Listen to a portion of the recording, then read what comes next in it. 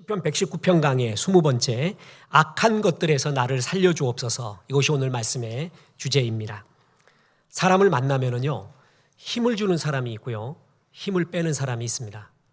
그 사람을 만나면 자꾸 살아나는 사람이 있고요, 그 사람을 만날수록 죽어가는 그런 사람이 있습니다. 악한 마귀는 죽이는 존재입니다. 마귀에게 쓰임받는 사상도 죽이는 사상이고요, 마귀에게 쓰임받는 사람도 죽여가는 사람입니다. 그런데 하나님께 쓰임받는 사람, 하나님의 특징은 살리는 존재라는 것입니다. 우리는 태어나면서부터 죄성 가득한 이 세상 속에서 악한 것들, 우리를 죽이려는 외부의 세력과 그리고 우리를 망가뜨리려면 내부의 생각들로 둘러싸여 있습니다. 오늘 본문은 이러한 악한 것들에서 나를 살려달라는 이야기를 3번이나 반복하고 있습니다. 나를 살려주소서, 살려주소서, 살려주소서. 오늘 본문의 교훈은 첫 번째로 우리를 삼키려는 악한 것들이 내 외부적으로 많이 있다는 것을 보여주고 있습니다. 자, 157절, 158절 한번 보겠습니다. 나를 핍박하는 자들과 나의 대적들이 많으나 나는 주의 증거들에서 떠나지 아니하였나이다. 주의 말씀을 지키지 아니하는 거짓된 자들을 내가 보고 슬퍼하였나이다.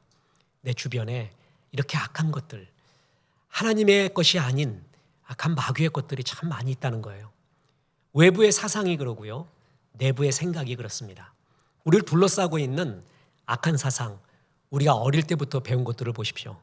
유물론과 진화론, 종교다원주의, 물질주의, 우리를 둘러싸고 있는 포대기입니다. 이 모든 것이 하나님을 거부하고 있습니다. 그렇죠? 우리는 어릴 때부터 이걸 배워왔습니다. 유물론과 진화론, 하나님이 없다라는 얘기입니다. 종교다원주의, 예수님을 거부하는 거예요. 물질주의, 세속주의, 하나님과 예수님을 인정하지만 그 가치관은 완전히 세속적 가치관으로 살아가라는 것입니다. 이 3가지가 우리를 외부적으로 포대기를 안고 있습니다. 보십시오. 인간은 진화의 산물이라고 합니다. 어느 빅뱅에 의해서 아주 우연히 그리고 또 우연히 돌연변이를 일으켜서 그 진화의 최고등한 상태가 우리 인간이라는 얘기죠. 다른 동물과 차이가 없다는 거예요. 그래서 겸손하라? 이런 식으로 가르쳐요. 멋진 말 같죠? 그렇지 않습니다. 진화론을 둘러싸고 있는 2개의 기둥이 있는데 하나는 끝없는 우연의 이야기예요. 우연히 아무 목적이 없어요. 그냥 우연히 돌연변이에서 일어났대요. 또 하나, 진화론과 유물론의 또 하나의 기둥이 뭔지 아십니까? 인간에게는 영혼이 없다라는 것입니다. 진화론자, 유물론자들은 영혼처럼 보이는 인간의 모든 것은 인간 신체와 정신의 메커니즘이 이상한 조합 때문에 생겨난 착각이지 영혼은 없다고 합니다. 오늘날 대표적인 진화 생물 역사학자 중에 하나인 유발 하라리도 인간은 영혼이 없다고 선언을 합니다. 제가 그것을 경건 이메일로 보낸 적이 있죠. 특히 지금 유발 하라리 같은 사람은요, 일반 진화론보다 더 매력적으로 대중들의 마음을 잡고 있는 이유가 뭐냐? 호모사피엔스의 시대에서 호모데우스, 인간이 신이 되는 시대로 변해간대요. 사피엔스 종은 없어질 거래요. 이제 데우스가 되어가는데 지금 4차 산업 시대, AI 시대, 호모데우스의 시대에 3가지의 과업이 있다고 합니다. 불멸, 행복, 신성 3가지래요. 이것은 전부 종교와 철학의 영역이었거든요. 불멸, 행복, 신성. 그런데 종교와 철학을 배제하고 현대의 과학이 이것을 가져줄 수 있다. 가져다 줄 수 있다. 다시 말합니다. 행복, 불멸, 신성을 가져다 줄 수 있대요. 그래서 열광하게 만듭니다. 또 다른 형태의 아주 멋진 포장을 한 마귀가 광명의 천사로 속이는 사상입니다. 뿐만 아닙니다.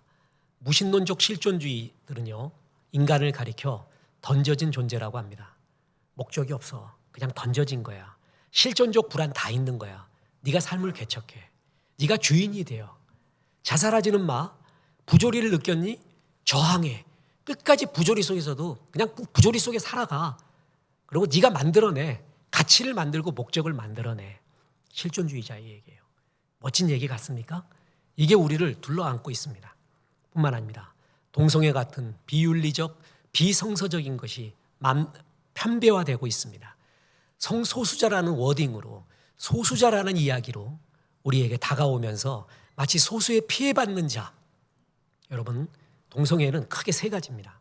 성경이 말하는 죄악, 또한 동성애 주장자들은 경향, 성향, 그리고 가운데 있는 것은 병이라고 이야기합니다. 죄냐, 병이냐, 성향이냐. 동성애가 무너지잖아요. 여러분, 그 다음에 소와 성애 나옵니다. 수간도 나옵니다. 마지노선이에요. 얼마나 많이 무너져 가려는지 모르겠습니다. 그게 내 성향이라는데 어떡하겠습니까? 여러분, 이게 모든 죄악이 평배화되잖아요. 그걸 성경에서 말하는 관영이라고 합니다. 관영. 하나님께서는 일반 은총을 주셔서요, 예수를 믿지 않고 신앙을 갖고 있지 않는 사람이라 할지라도 양심과 도덕적 마음을 줬어요. 근데 그게 다 무너졌어요. 그래가지고 죄인지 죄가 아닌지를 구별하지 못하는 상태, 그걸 관영이라고 합니다. 소돔과 고모라가 죄가 관영했고요, 노아의 홍수전에 죄가 관영을 했습니다. 그때는 하나님의 우주적인 심판이 임하게 됩니다. 우리는 그런 세상 속에 살고 있습니다. 뿐만 아니라 종교다원주의라고 있습니다. 유물론과 실존주의, 그리고 진화론이 하나님을 거부했다면요, 종교다원주의는요, 예수님을 거부하는 것입니다.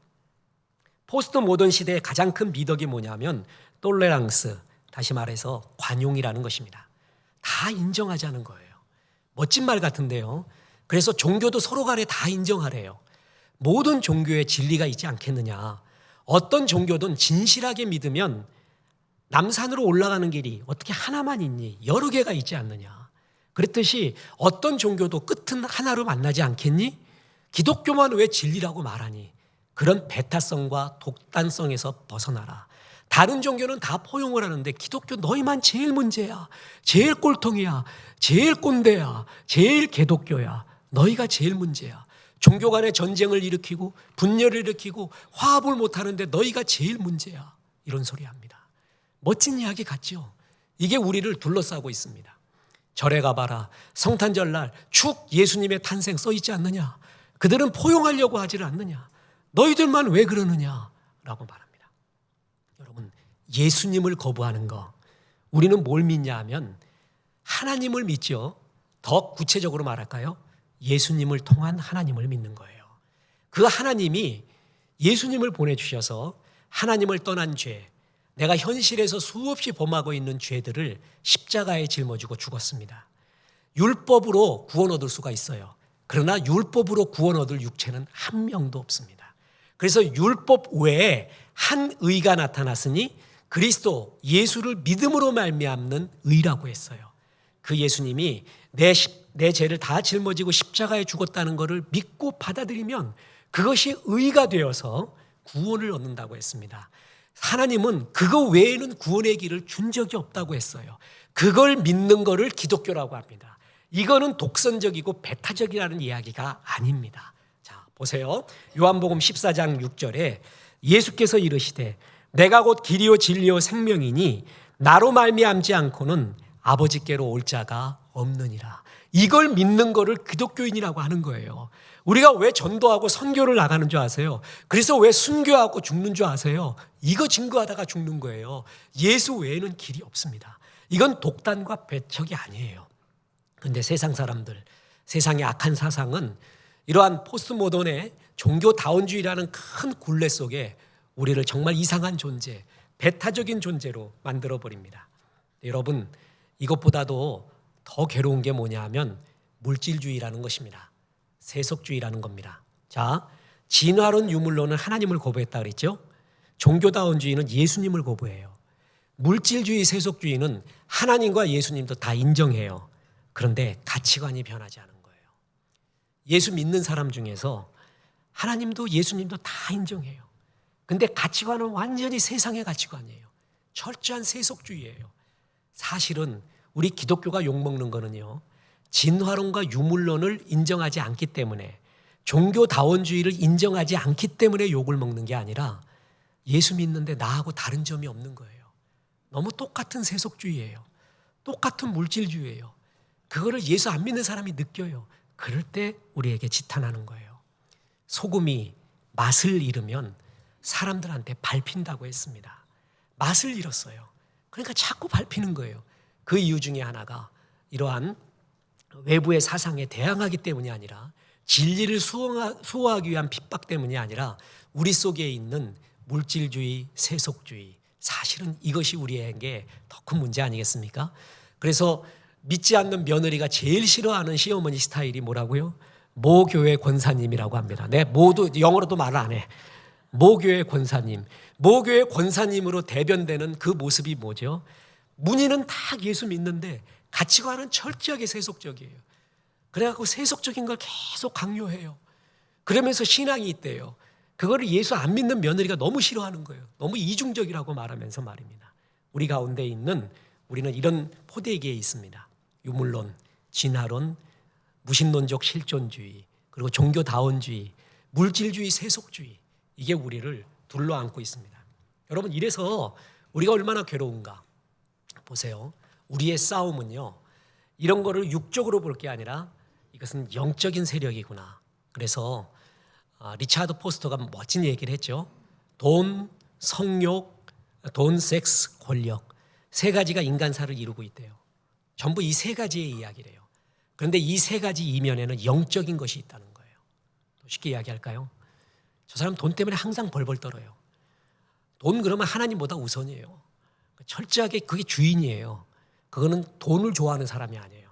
악한 영이 돈이라는 마음으로 그 사람을 잡고 있는 거예요. 그거는 영적인 싸움이라고 했어요. 섹스, 정욕을 못 이기는 사람이 있어요. 그거는 단지 성향이 그래서가 아니에요. 그걸 갖고 그 사람을 악한 영이 잡고 있다는 거예요.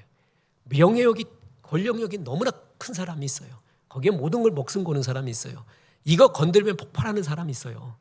여러분, 그거는 명예욕이 많다가 아니에요. 그 이면에는 영적인 세력이 있다는 거예요. 돈, 섹스, 권력은 인간사를 이루는 길이지만 이 이면에는 영적인 세력이 있습니다. 그걸로 꼼짝 못하게 만드는 거예요. 그래서 에베소서 6장 12절에 보면 이런 구절이 나옵니다. 우리의 씨름은 혈과 육을 상대하는 것이 아니요 통치자들과 권세들과 이 어둠의 세상 주관자들과 하늘에 있는 악한 영들을 상대함이라. 혈과 육에 대한 얘기 같지 그게 아니라는 거예요. 사실 이 이면에는 영적인 세력이 있다는 것입니다. 그래서 이것을 이겨야 된다. 우리는 이러한 외적인 악한 것들에 둘러싸여 있습니다. 근데 더 무서운 거는요, 내적인 생각, 내 속에 있는 나를 둘러안고 있는 그런 악한 마귀가 주는 생각, 부정적인 자아가 우리를 더 큰 문제로 만들어버립니다. 꼼짝 못하게 합니다. 저는 어느 날 너무 익숙히 봐왔던 성경 말이에요. 근데 진짜 이런 생각을 해봤어요. 7 귀신 들린 막달라 마리아, 남편이 5 있었던 사마리아 여인, 모두가 싫어했던, 그래서 배척받는, 거부당하는 사람, 다 싫어하는 사람 삭개오. 이 사람들의 내면을 생각해 봤어요. 귀신 들림이 뭔지 잘 모르겠습니다. 근데 하나만 든 게 아니라 얼마나 들었어요? 7 귀신 들렸대요. 설명 불가입니다. 이거를 설명할 수 있다는 것은 거짓말입니다. 그 사람의 내면은 어떨까요? 남편이 5 있었대요. 1명도 아니라 5 있었대요. 왼수가 5 있었어요. 지금도 왼수하고 살고 있단 말이에요. 이걸 어쩌면 좋겠어요. 1명의 왼수도 환장하는데 어떻게 설명이 가능한 여자일까? 이런 사람한테는 누가 제일 문제였니? 누가 제일 좋아하니? 언론부터 시작했니? 이런 거 묻지 말라 그랬죠. 그냥 설명할 길이 없어요. 그 사람은 얼마나 내면이 무너져 있었을까요? 그냥 내면 자체가 죽음이었습니다. 그죠? 삭개오 보세요. 이름이 청결이라는 뜻이에요. 너 청결하고 순결하게 살아라. 아버지가 지어줬는데 사람이 날 다 싫어해요. 거부당했어요. 사랑받는 거에서 거부당했어요. 날 싫어하는 걸 느낄 때 얼마나 괴로울까요? 삭개오가 그런 존재였어요. 지금 이런 사람들의 존재성, 자아가 어떨까요? 자아는 그냥 무너져 있습니다. 살아있지만 좀비예요. 영혼이 없어요. 자존감이 없어요. 그냥 사는 거예요. 요즘 많이 보는 책이 공황장애입니다. 우울증이고요. 정신분열, 조현증에 대한 책도 봅니다. 왜냐하면 이 현대 세계에 그런 사람이 너무나 많습니다. 그걸 이해한다는 것은 불가능합니다. 우리 교회 성도가 아닌데요, 이렇게 전화통화하고 상담하고 만났던 사람이 있습니다. 이분이 새벽 3시에 전화가 와요. 여러분, 새벽 3시에 담임 목사한테 전화가 오면 그걸 받는 순간 어떨까요? 철렁철렁합니다. 이거 도대체 무슨 일일까? 새벽 3시면 보통 일이 아니잖아요. 전화를 했더니 목사님 제가 조금 이상하죠 그래요. 그리고 대화를 해보잖아요. 그러면 벌쩡해요. 논리도 정연하고요. 말하는데도 과거, 현재, 미래 완료 시제도 똑같아요. 틀린 게 하나도 없어요. 논리가 똑같아요. 그런데 조금 이상하죠 그래요. 조금 이상해요. 조금 이상한데 환장할 것 같아요. 도대체 이건 뭘까? 새벽 3시에 전화가 와요. 어떨 땐 5시에 오고. 그래서 이건 아니다. 어떤 정말 내 영역이 아닌 것 같다. 감당이 못하겠다. 여러분 철렁철렁합니다. 새벽 3, 4시, 5시 그냥 우리 교회 성도들한테도 전화 와서 내가 들러 업고 뛰어기도 하고 뭐 해야 되고 진짜 못 살아요. 감당하기가 어려워요. 막 그럴 때. 그런데 자기가 얘기하면서 계속 말하는 게 그래요. 목사님 내가 조금 이상하죠. 자기가 조금 이상하대요. 그래서 생활을 못하는 거예요. 아니면 완전히 망가진 정신이 분열이 일어난 사람. 정신분열이라는 말이 너무 어감이 세서 요새 조현병이라고 바뀌었지 않습니까? 그 불쌍한 마음, 그들의 마음이 어떨까? 그들이 그런 이야기를 할 때 마음이 어떨까? 공황장애를 앓고 우울증을 앓고 있는 사람의 마음 안다는 게 사실 불가능이라고 봅니다. 그런데 남편이 5 있었어요. 7 귀신 들렸어요. 모두가 싫어하는 걸 느끼고 있는 그 사람, 그의 마음이 어떨까요? 사실 이해 못합니다. 그냥 무너진 마음이에요. 그죠? 그냥 죽은 마음 그 자체일 것입니다. 마귀가 우리의 과거의 상처요, 아픔, 죄, 좌절, 낙심 이걸 이용해서 마음을 무너뜨려 버려요. 제가 지난주에 경건이맨을 보내줬죠. 차라리 불행한 게 편안해. 편안한 게 오잖아요. 행복이 오면 불안해요. 나는 행복하면 안 돼. 난 불행해야 돼. 뭔가 좀 안 좋은 일이 있어야 오히려 편안한 그 상태. 행복이 내 마음에, 기쁨이 내 마음에 없는 그 상태. 그냥 그런 상태. 그것이 내 마음을 지배하고 있는 그 상태 말이에요. 여러분 이것이 우리를 외부의 적보다 더 죽입니다. 나를 정말 내가 죽이고 싶은 사람이 있어요. 미움이 있어요. 나에게 이런 아픔 준 사람이 있어요. 그를 죽이려고 하잖아요. 곱씹잖아요. 나를 죽여가는 거예요. 저는 여러분에게 꼭 권해주고 싶은 책 중에 하나가 소나기 쓴 황순원 씨 아시죠? 황순원, 그 아들이 황동규 또 시인이시잖아요. 그 황순원님의 그 무라카 지성사라는 책에서 보면요, 전집이 다 있어요. 단편 소설. 단편 소설이 이런 거라는 걸 거기서 배웠어요.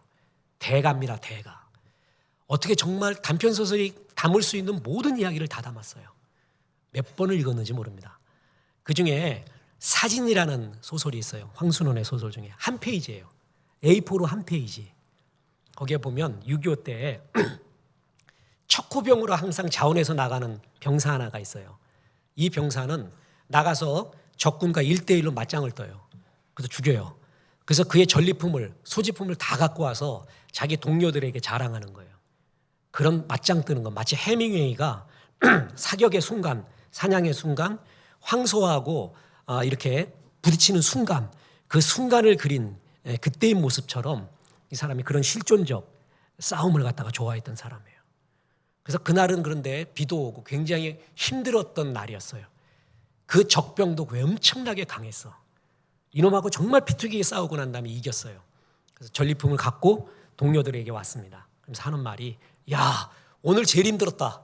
만만치 않은 놈 만났는데 귀엽고 작살냈지 않냐 내가. 봐라, 이거 다 얻어왔다. 그래서 수첩을 딱 봤어요. 거기서 딱 꺼내는데 사진 한 장이 나와요. 그 사진을 딱 보는 순간 이 주인공이 얼어붙습니다. 바로 자기 얼굴이 거기 있는 거예요. 이게 이해 안 가면 안수를 받으시기를 바랍니다. 그토록 죽여왔던 그 사람, 미워했던 그 사람, 자기였어요, 자기. 그를 죽여가잖아요. 그럼 이기는 줄 알았어요. 그를 완전히 끝내버리면 이기는 줄 알았어요. 근데 자기를 죽여가는 중이었어요. 자기입니다. 마귀가 이렇게 만들어 버립니다. 저주에, 미움에, 질투에, 실패에 나를 완전히 꽁꽁 묶어요. 다시 말합니다. 어느 날 그게 다가오더라고요. 5 남편이 있었던 그 사마리아의 여인의 마음이 어땠을까? 7 귀신 들렸던 막달라 마리아의 마음이 어땠을까? 모든 사람에게 거부당했던 삭개오의 마음이 어땠을까? 완전 무너진 마음이에요. 살았으나 죽은 것 같은 그 사람. 이게 외부의 악한 것들보다 내부의 이런 악한 생각과 부정적인 자아가 우리에게 더 큰 문제입니다. 우리는 약간의 강도의 차이는 있어도 외부의 악한 것들과 내부 생각의 악한 것들에 휩싸여 있습니다. 오늘 본문에 두 번째 교훈이자 결론이 있습니다. 하나님의 말씀은 우리를 살린다라는 것입니다. 자, 따라해 보겠습니다. 하나님의 말씀은 우리를 살립니다. 아멘, 아멘. 보세요. 154절. 주께서 나를 변호하시고 나를 구하사 주의 말씀대로 나를 살리소서. 156절. 여호와여 주의 긍휼이 많으오니 주의 규례들을 따라 나를 살리소서. 159절. 내가 주의 법도들을 사랑함을 보옵소서. 여호와여 주의 인자하심을 따라 나를 살리소서. 그렇습니다. 제가 설교 때마다 많이 말하는 말이 잘 박힌 못에 대한 말씀입니다. 잘 박힌 못이 내 가슴에 있잖아요. 그리고 큰 못이, 제대로 된 못이 박혀 있잖아요. 코트도 걸고 가방도 걸고 씨름도 걸고 다 겁니다. 못이 하나 있는 게 아니라 한 5개 있으면 최고예요. 암송을 했잖아요. 암송 중에 뭘 진짜 암송하느냐? 나에게 잘 박힌 못. 그걸 암송을 해버려요. 그러면 어떤 악한 생각이 오고 뭘 와도요, 거기에 다 걸립니다. 그 잘 박힌 못이 그렇게 중요해요. 상황이 어떻게 변해도 이건 안 뽑혀, 이건 진짜야 하는 잘 박힌 못. 그거 하나를 권해드리겠습니다. 오늘 시험에 나왔는지 모르겠습니다. 요한복음 5장 25절입니다. 진실로 진실로 너희에게 이르노니 죽은 자들이 하나님의 아들의 음성을 들을 때가 오나니 곧 이때라. 듣는 자는 살아나리라. 죽은 자들이, 자, 아까 말했어요. 우리는 외부의 사상, 악한 사상, 내부에 나를 칭칭 동여매고 있는 악한 생각에 살았으나 죽은 존재들이 많습니다. 살았으나 죽어가는 존재가 많아요. 죽은 자들이 하나님의 음성, 말씀을 들을 때가 오나니 곧 이때라. 듣는 자는 뭐라고요? 살아나리라.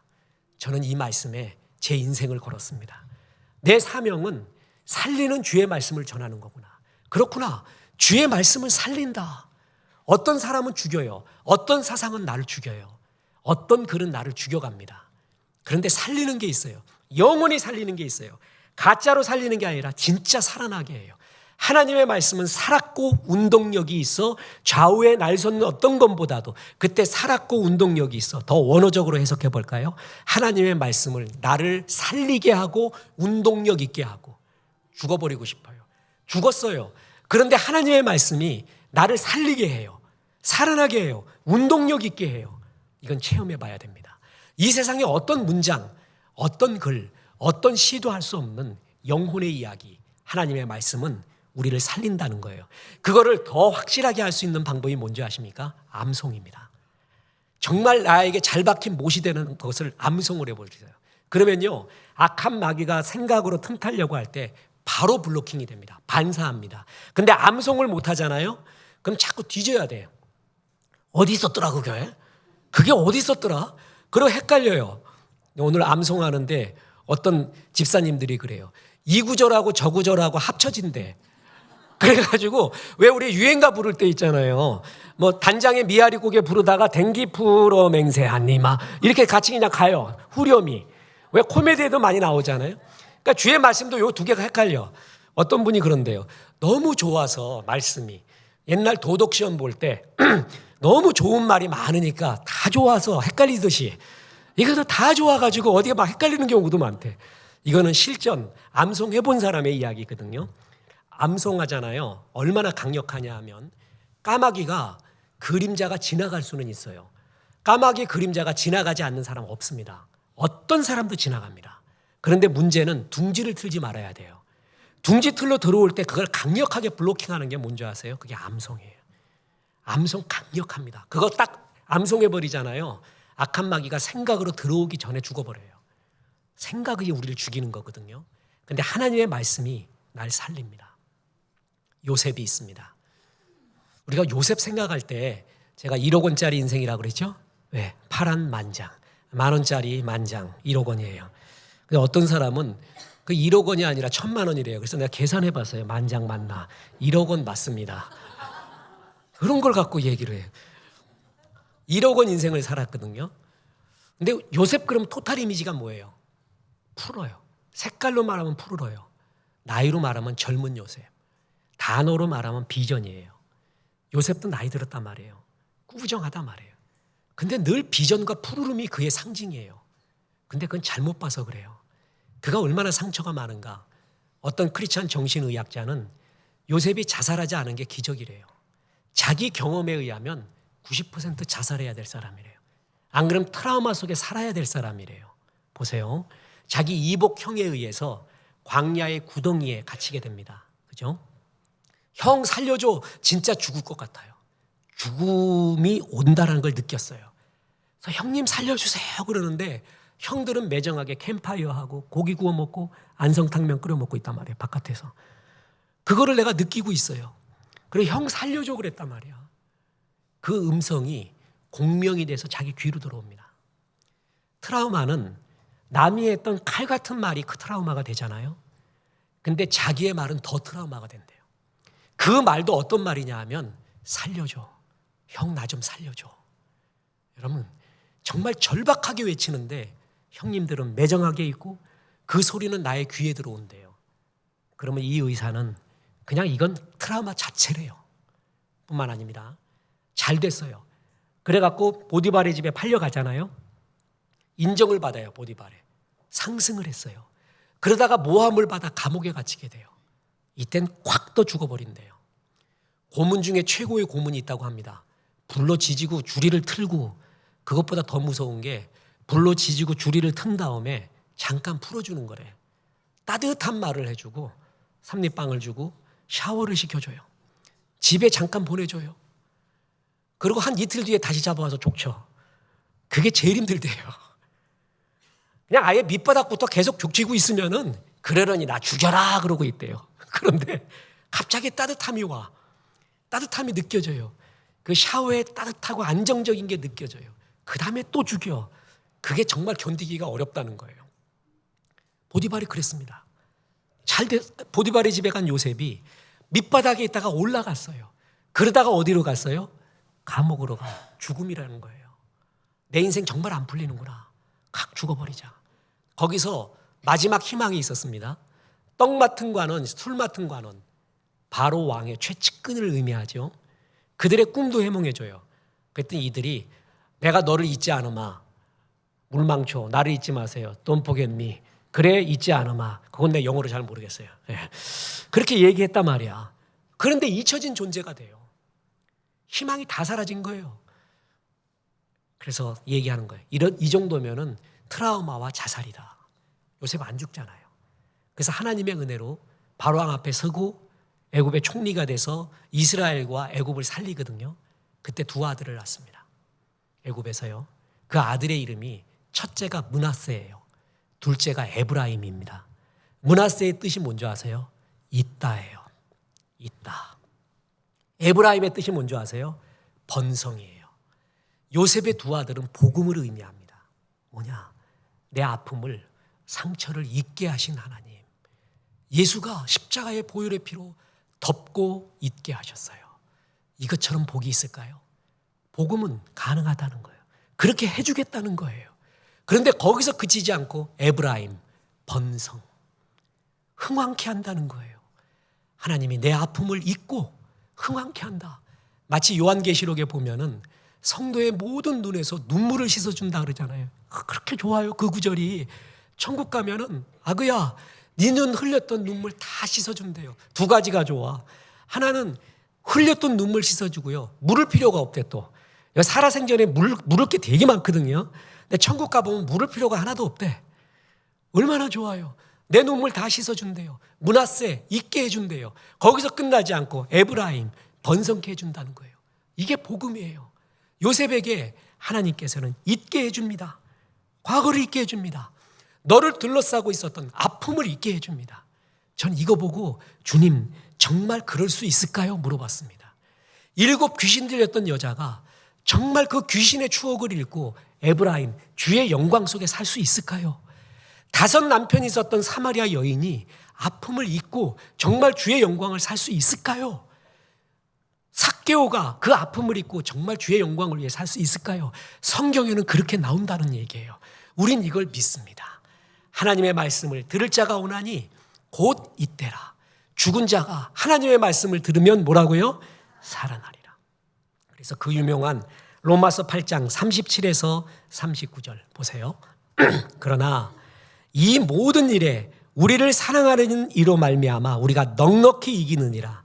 내가 확신하노니 사망이나 생명이나 천사들이나 권세자들이나 현재일이나 장래일이나 미래일이나 과거일이나 네 아픔이나 그 무엇이나 어떤 것도 높음이나 깊음이나 다른 어떤 피조물 네 스스로라도 우리 주 예수 그리스도 안에 있는 하나님의 사랑에서 끊을 수 없다.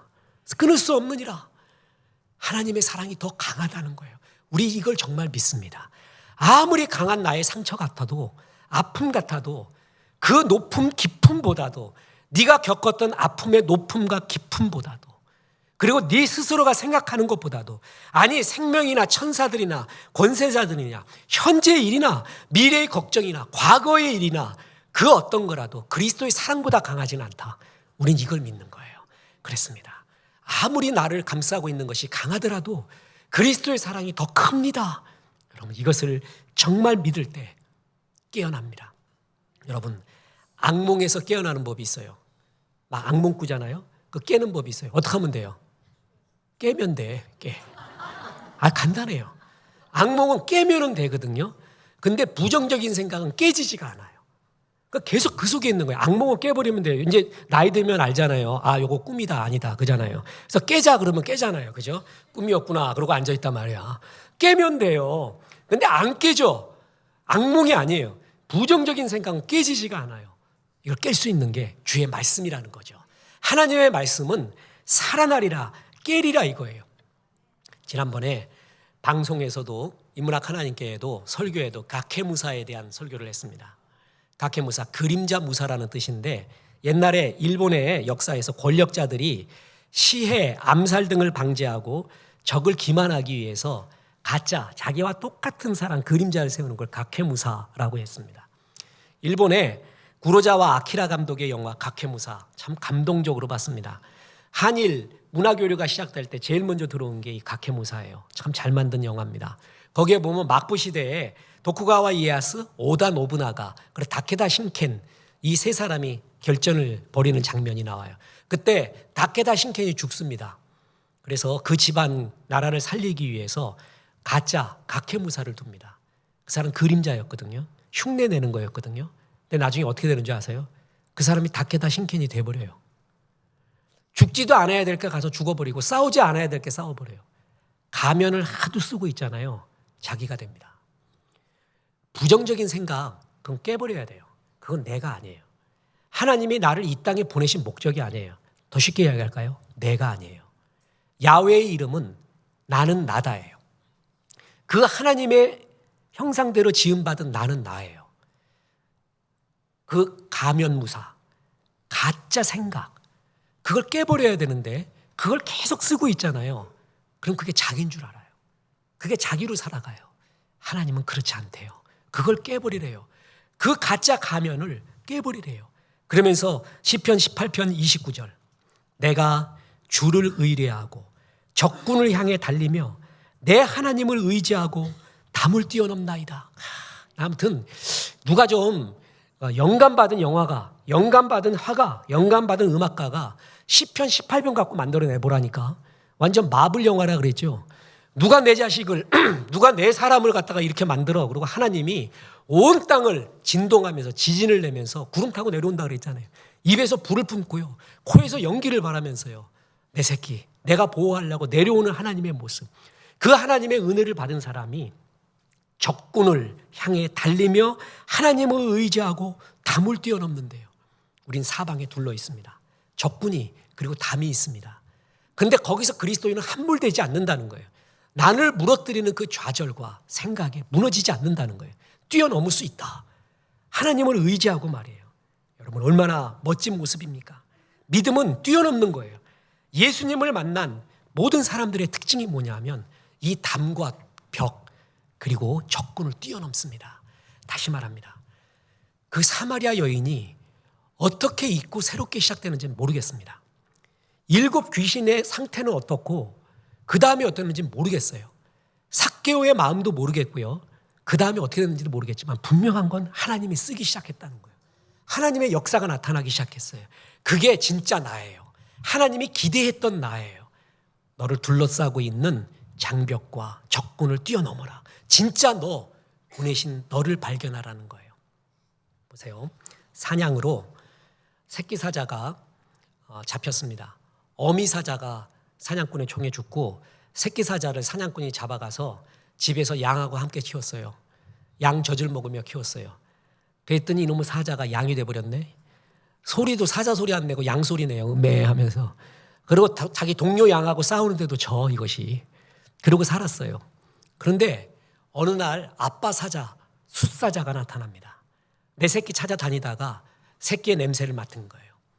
그래서 벽 밖에서 저 멀리서 그 유명한 사자후를 바랍니다. 아기야 나와라. 아기야 내가 여기 있다. 너 사자야. 그리고 그 사자후를 바랬더니 새끼 사자가 그걸 듣고 내 속에 있는 본능, 내가 사자였구나. 같은 사자 소리를 내요. 그 전에 양 소리 내더니 음매하고 있더니 이것이 사자 소리를 냅니다. 그리고 담을 뛰어넘고 아빠한테 달려갑니다. 그리고 사자로서 살아갑니다. 지금 제가 말한 이것이 호세아 11장에 나옵니다.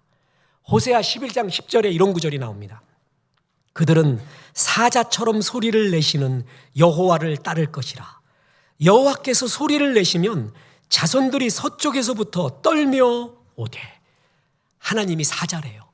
그래서 하나님의 말씀으로 사자후를 말했더니 양과 같이 쪼다같이 살고 있었던 것이 사자의 소리를 같이 내면서 사방에서부터 여호와께 쫓아온대요. 저는 이 장면이 정말 멋져요. 얼마나 멋져요. 하나님이 날 부르는 것, 부르심, 그게 뭔지 아냐요? 하나님 날 부르는 걸 어떻게 아냐고요? 오늘날 예배가 이 예배를 드리는데 꼭 나한테 들으는 말 같아요. 나한테 하는 말 같아요. 그게 부르심이에요. 그 부르심에 응답하잖아요. 역사가 일어나는 거예요. 부르심은 딴 거 없어요. 하나님 말씀이 들리기 시작하는 거예요. 나한테 해주는 말 같다고 느끼기 시작하는 거예요. 여호와가 사자의 소리로 사자후를 바래요. 거기에 내가 응답해요. 사자의 소리로. 그때 사자가 되는 거예요. 나를 둘러싸고 있는 모든 장벽과 벽, 적군을 뛰어넘고 깨버리고 진짜 하나님 앞에 나가는 거예요. 그때부터 사자로 살 수가 있다는 거죠. 퀴즈를 내드리겠습니다. 1944년 브리테니카 대백과사전에 나오는 금속의 이야기예요. 이 금속이 뭘까요?